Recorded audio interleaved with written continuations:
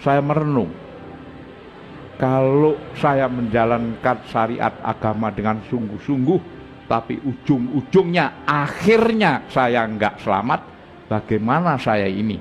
Karena tujuan umat beragama itu pada hakikatnya setelah dia nanti meninggal, dua pilihan, surga atau neraka. Karena di dalam agama saya, jujur aja, keselamatan itu tidak pernah diceritakan secara pasti. Hanya kata semoga, insya Allah, ya. Shalom Bapak Ibu Saudara yang dikasih Tuhan, berjumpa kembali bersama dengan saya, Pendeta Rio Pasaribu. Selamat datang di channel kita, yaitu channel TV Kabar Baik. Apa kabar kita semua? Saya berdoa kabar kita semua selalu baik-baik saja. Saudara, di video kali ini saya mau bagikan bagi kita video cuplikan bagaimana ada seorang ustadz yang terkenal, ustadz yang begitu percaya kepada agamanya. Saudara dikasih Tuhan, tetapi ketika dia mendengar berita Injil dari seorang Kristen yang menceritakan tentang keselamatan, bahwa di dalam Yesus ada kepastian keselamatan, dan itulah yang membuat hatinya bingung, sehingga dia murtad dan percaya kepada Yesus Kristus. Tanpa berlama-lama, mari kita simak dulu cuplikan berikut ini. Tidak menyangka bahwa saya akan menjadi Kristen. Kenapa? Karena saya termasuk orang-orang yang boleh dikatakan kusuk dalam agama saya yang lama. Sekaligus saya sangat percaya bahwa agama saya lah agama yang paling benar. Agama saya lah agama yang diridhoi oleh Allah. Kitab suci saya mengatakan, janganlah kamu mengikuti suatu pengetahuan atau ilmu yang kamu sendiri tidak tahu. Sesungguhnya pendengaran, penglihatan, dan hati semuanya akan dimintai tanggung jawab nanti kelak di hadapan Allah. Saudaraku, saya mau ceritakan bagaimana saya kok percaya bahwa Yesus itu adalah Tuhan dan Juru Selamat. Ceritanya begini, saudaraku. Ketika saya kerja di PT Semen Gresik, sebelum saya menjadi Kristen, dalam perjalanan saya pulang dari Madiun itu, saya bertemu di dalam bis dengan seorang penginjil. Nah, seorang penginjil itu saya nggak tahu kok mengerti tentang ajaran agama saya, bahkan menguasai. Terjadi dialog, terjadi diskusi, karena dia tunjukkan kitab sucinya. Setelah ditunjukkan kitab suci, saya ambil keputusan bahwa kitab suci itu sudah tidak benar, sudah dirubah, sudah dipalsu, dan lain sebagainya. Ketika terjadi dialog, panjang lebar, beliau menerangkan tentang kebenaran dari kitab suci itu berdasarkan ayat-ayat yang saya miliki di dalam kitab suci saya. Dalam dialog itu sendiri, dia tahu jalan pikiran saya. Sampai saya berpikir, orang ini agamanya apa? Kok tahu dengan agama saya? Nah, dari dialog itulah saya tidak bisa memberi jawaban ketika beliau menanyakan hal-hal tentang keselamatan. Ketika ditanya tentang keselamatan, memang saya bingung. Selama ini saya belajar tentang agama saya hanya syariatnya, hanya boleh dikatakan kulitnya saja. Tapi sampai detailnya ke dalam, itu tidak pernah diajarkan tentang tujuan beragama itu adalah keselamatan jiwamu, yaitu ketika kita dipanggil Tuhan ini masuk surga atau masuk neraka. Nah, dari sinilah saya berpikir, kenapa kok selama ini saya belajar kok nggak mengarah ke situ. Dalam dialog itulah banyak beliau mengupas jaminan keselamatan baik di dalam agama saya maupun agama yang saya nggak tahu dia itu persisnya Islam apa Kristen, saya juga nggak tahu. Tetapi toh akhirnya dia mengaku setelah saya bertobat, dia katakan dia juga dari agama lama seperti apa yang saya anut. Saya merenung, kalau saya menjalankan syariat agama dengan sungguh-sungguh, tapi ujung-ujungnya, akhirnya saya nggak selamat, bagaimana saya ini? Karena tujuan umat beragama itu pada hakikatnya setelah dia nanti meninggal, dua pilihan, surga atau neraka. Karena di dalam agama saya, jujur aja, keselamatan itu tidak pernah diceritakan secara pasti, hanya kata semoga, insya Allah, ya. Nah, dalam dialog ini akhirnya saya mengalami kalah total karena beliau memang saya akui pakar, ngerti. Ketika beliau tanya tentang keselamatan di dalam agama saya, memang saya jujur aja, saya tidak mengerti. Karena apa? Orang yang saya ikuti, nabi yang saya ikuti juga tidak mengerti nasibnya nanti masuk surga atau masuk neraka. Itulah sebabnya setiap saya sembahyang 5 kali sehari semalam, saya selalu mendoakan beliau, dan itu harus saya akui. Jadi kalau levelnya seorang tuntunan atau nabi masih kita doakan, bagaimana nasib saya nanti? Siapa yang mendoakan saya? Setelah sampai di Mojokerto, akhirnya beliau mengingatkan saya, Har, ingat, kita hidup ini cuma sekali. Jangan sampai salah pilih, sesal kemudian tidak ada gunanya, tidak ada manfaatnya. Dia mengatakan, tiap yang berjiwa akan mati, hanya kepadanya kamu dikembalikan. Ingat, ya? Iya, kalau kamu bisa kembali ke sono dengan selamat, nggak apa-apa. Kalau nggak selamat, kamu akan menjadi roh gentayangan. Itu kamu harus ingat.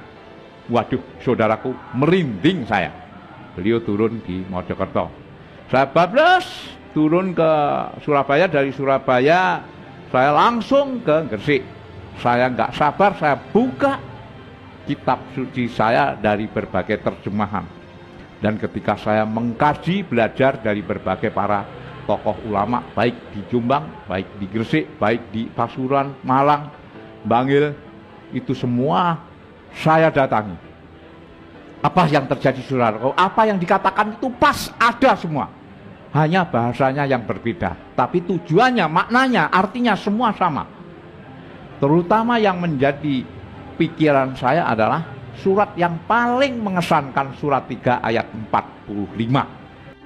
Malaikat Jibril mengatakan, wahai Maryam, sesungguhnya Allah memberi kabar gembira dengan kelahiran seorang putra, namanya Al-Masih Isa putra Maryam, seorang terkemuka di dunia dan di akhirat, dan salah seorang yang dekat dengan Allah.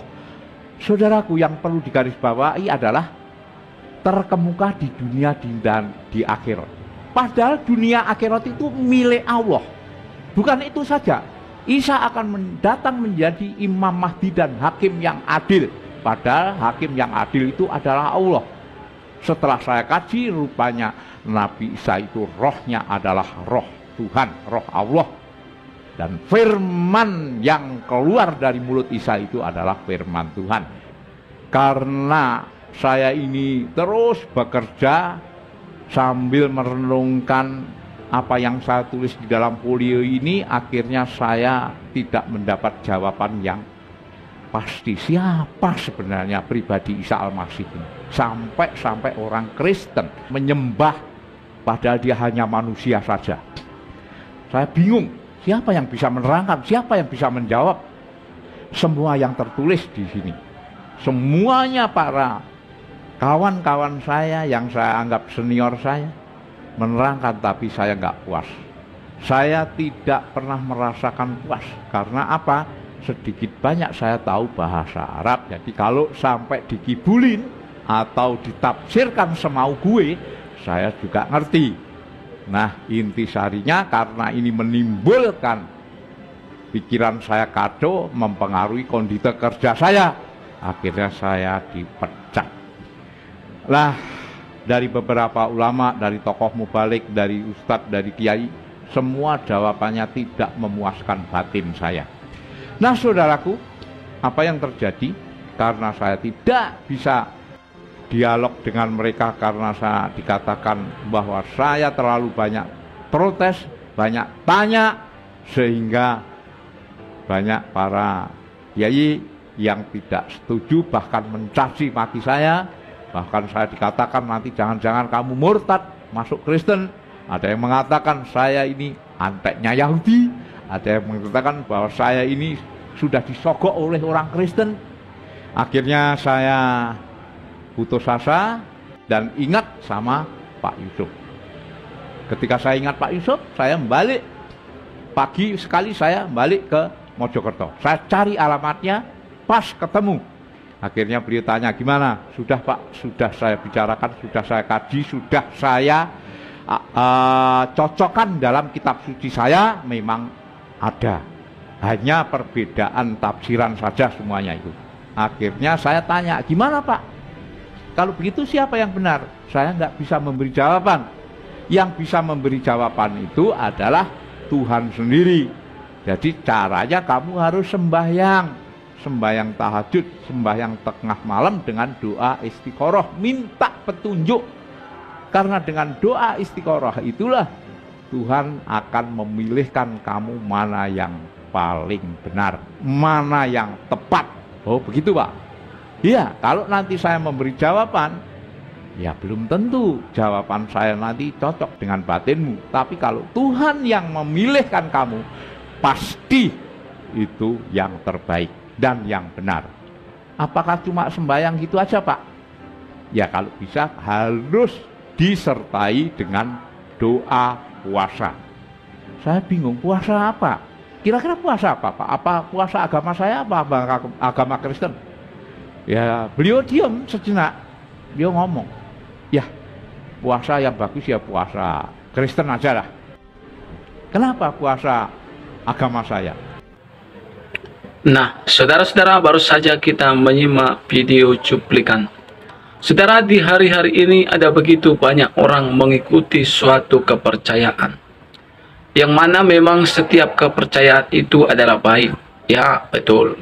Tetapi dalam setiap kepercayaan itu belum tentu membawakan kepada keselamatan, dan belum tentu di situ ada kepastian keselamatan. Saudara, dari perkataan Ustadz tadi kita bisa menangkap bahwa di dalam Yesus Kristus dia percaya dan sungguh-sungguh dia mau percaya Yesus karena dia mendengar bahwa di dalam Yesus ada kepastian keselamatan. Di dalam Yesus tidak ada kata mudah-mudahan, semoga saja, tetapi dalam Yesus ada kepastian keselamatan. Firman Tuhan mengatakan dalam 1 Yohanes 5 ayat 13, kamu yang percaya kepada nama anak Allah, yaitu Yesus Kristus, kamu memperoleh hidup yang kekal.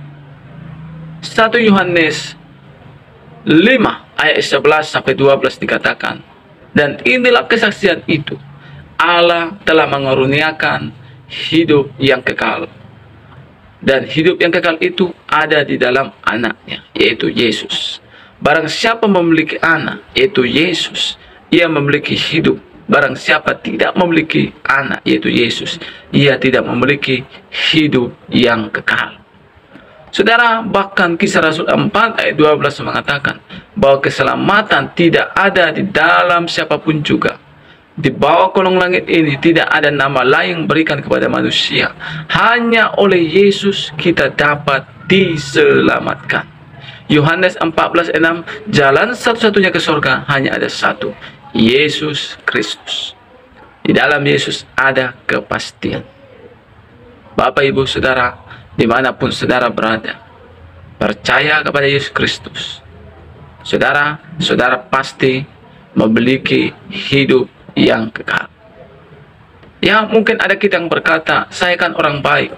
Ya, saya mau bertanya kepada kita semua, apakah orang baik tidak berdosa? Alkitab katakan, orang baik pun berdosa. Saya kan rajin beribadah, saya kan rajin berdoa, saya rajin menolong orang. Ya, itu pun orang berdosa juga. Firman Tuhan katakan, semua orang telah berbuat dosa, telah kehilangan kemuliaan Allah, dan upah dosa adalah maut, kematian kekal.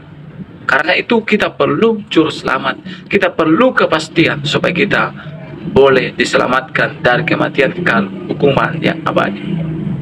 Kiranya lewat video cuplikan ini, saudara betul-betul menemukan kebenaran, menemukan keselamatan yang itu kepastian. Tuhan berkati kita semua. Shalom.